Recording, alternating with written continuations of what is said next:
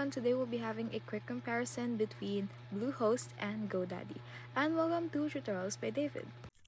Let us compare Bluehost and GoDaddy. Start by checking what you actually need. First, look at the hosting performance.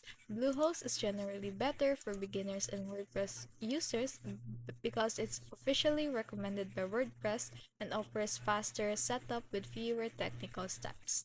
Next, compare pricing.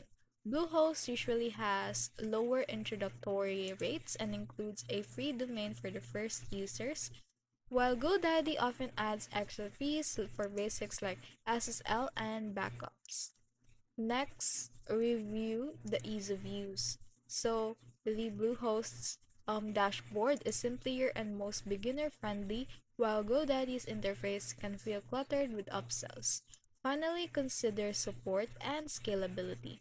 Bluehost is ideal for blogs and small sites, while GoDaddy may work better if you want multiple services under one account.